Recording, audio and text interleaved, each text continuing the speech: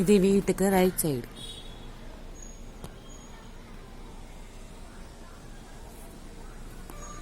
எல்லாமே சீட்டு. மொத்த வைக்கையும் எங்கள் வீட்டுக்கு தான் வரும். இதில் வெயில் பட்ட அந்த ஹீட்டில். இது ரைட் சைடு. ஓகேவா? பள்ளிவாசல் இருக்கா. அப்புறம் இது லெஃப்ட் சைடு. லெஃப்ட் சைடும் ஃபுல்லாக சீட்டு.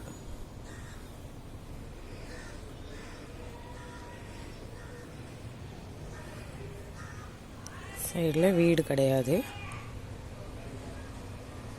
இது என்னோட கிச்சன்.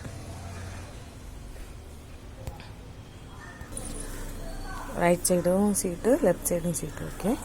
ஃப்ரண்டில் இது வந்து இதான் வீடு முடிவு. அந்த முன்னாடியிலேருந்து இங்கேயும் சீட்டு,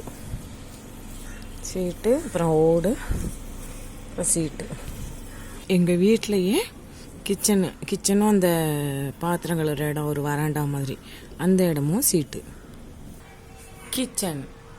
கிச்சனும் சீட்டு உள்ள திருது. ரொம்ப ஹைட்டு கம்மி. அதாவது இந்த சீட்டை அப்படி நான் கை வச்சு தொட்டுக்கலாம். இவ்வளோதான் ஹைட்டு.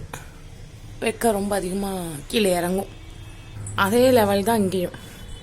இந்த முன்னாடியும் இந்த கட்டியிருக்கேன்ல கொடி, இதையுமே தொட்டுக்கலாம். சீட்டுமே தொட்டுக்கலாம். சுடுது. சரி, வீட்டுக்கு ரைட்டு லெஃப்ட்டு ஃப்ரண்ட்டு 3 பக்கமும் தான் சீட்டுன்னு பார்த்தா பேக் சைடும் சீட்டு வீடு தான்.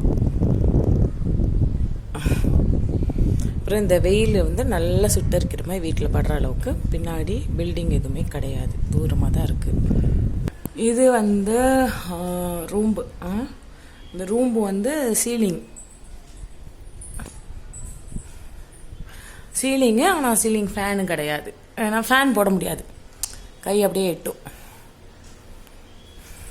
அப்புறம் இது வந்து ஒரு மினி ஹால், குட்டி ஹாலு. இங்கேயும் ஃபேன் போட முடியாது. இங்கேயுமே கை எட்டுற தூரத்தில் தான் இருக்குது அந்த கம்பி. கொஞ்சம் இந்த அளவுக்கு தான் கேப் இருக்கும். இங்கேயும் சீலிங். இதை தவிர சுற்றிலுமே சீட்டு தான். வெக்க அப்படியே உள்ள ஹெவியாக அடிக்கும்.